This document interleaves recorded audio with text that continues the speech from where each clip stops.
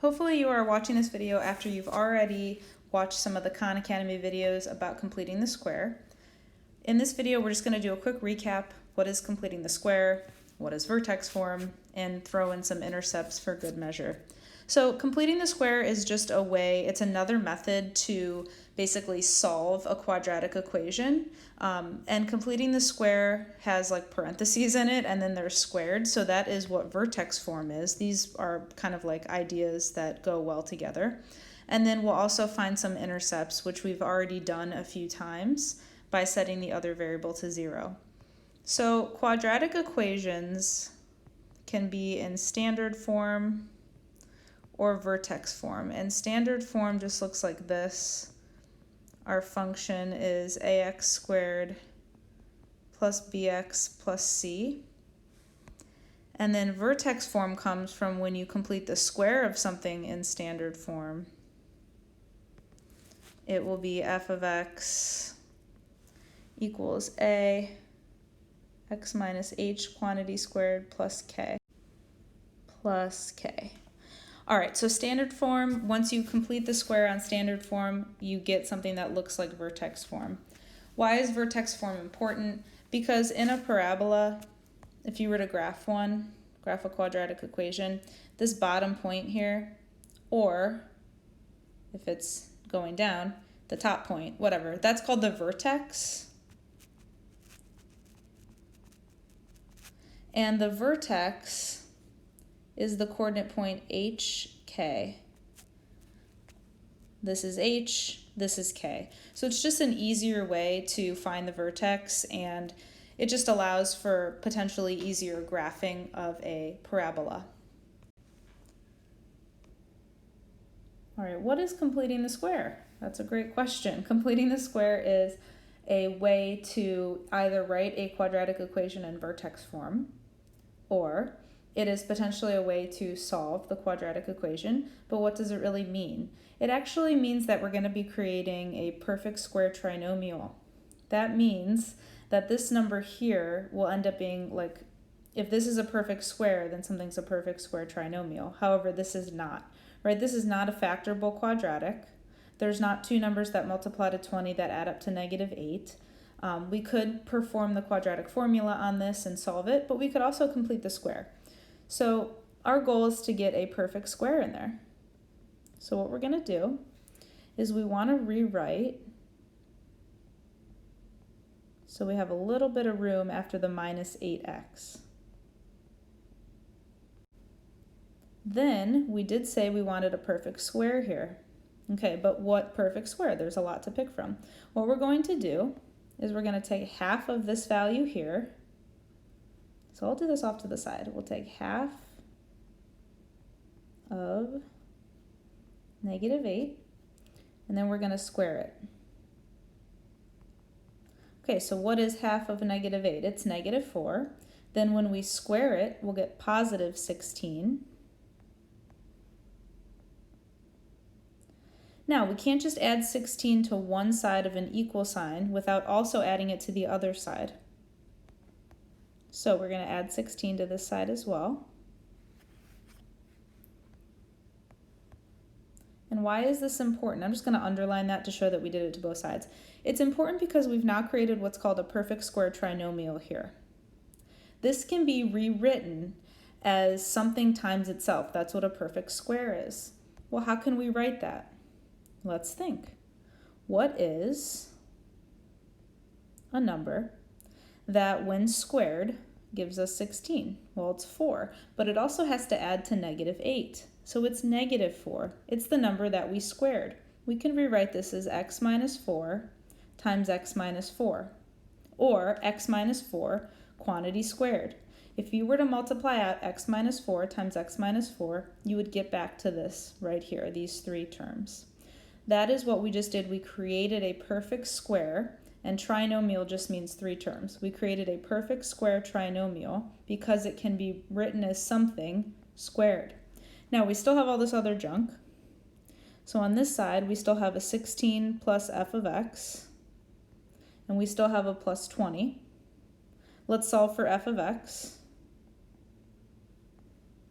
because that's what we want. And then we have our final answer. So this was our function in standard form, our quadratic function. And this was our same quadratic function in vertex form. So in vertex form, there's a little a out front. A would be 1. A is also 1. It's the same a. Then the h value would be 4, and the k value would also be 4. Okay, so here's our first example. We want to rewrite in vertex form, which is what we did on the other page. So we're going to do that by completing the square. So we'll leave a little bit of space.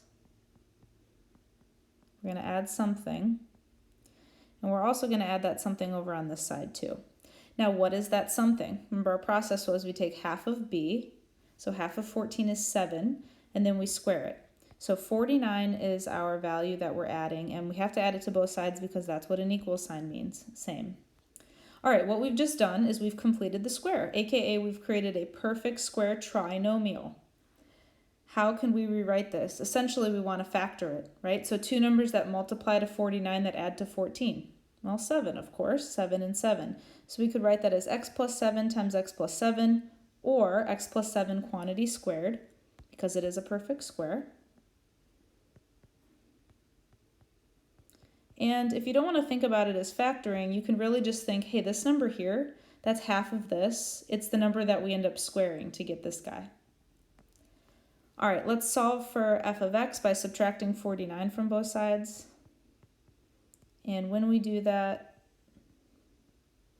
we'll have a minus 52. Okay, so this is the answer to part A. Just going to do a little extra thing here. Our vertex, since this is in vertex form, our vertex is h, k. Now, take a look at what vertex form looks like.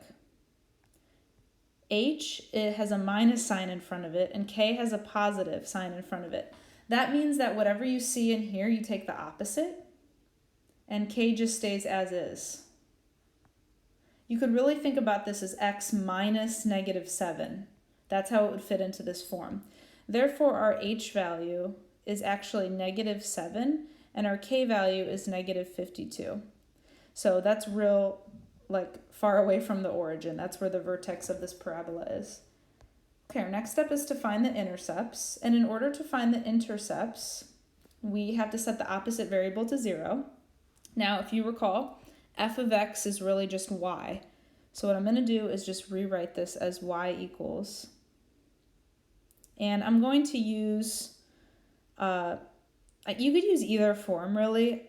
I personally think that it's a little bit easier just to use the standard form. But you could use vertex form also, so it does not really matter which form you use. And as I'm saying this, I'm realizing it's going to be a little bit easier probably to use the vertex form, so let's do that instead. Leading you down the wrong path. Okay, let's just use the vertex form instead. All right, so we have x plus 7, quantity squared minus 52. Okay, so let's first find the x-intercept. We're going to let y equal 0. So we'll have 0 equals x plus 7 quantity squared minus 52. So I'm going to add 52 to both sides. I'm going to take the square root. So we'll have plus or minus. And then we want to think about 52. Does 52 have any perfect square factors in it to break it down? It does. We can break it down into root 4, which is 2, and then root 13. Then we'll have x plus 7 on this side. Now, I did do this in a previous video, so if you did not see that, I'm just breaking down a square root. Okay, let's subtract 7. So we'll have x equals negative 7 plus or minus 2 root 13. Okay, the last thing we want to do is find the y-intercept, and the way we're going to do that is let x be 0. So when we let x be 0, we'll have y equals 0 plus 7 minus 52, and we have to square that 7, so I'll have 49 minus 52, and 49 minus 52 is negative 3.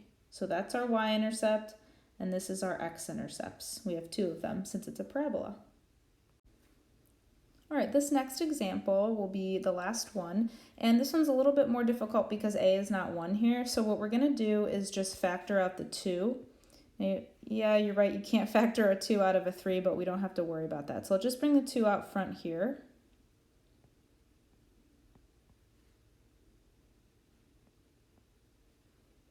And I did a couple things. What I did was I factored the 2 out of what I could. I factored it out of these 2 terms. So if we multiply back through, that's what I did. And then we're going to be adding a value here. And that's going to be the same value that, again, we have to add on both sides. So I'll put a little white thing there so we can make sure that we add it to both sides.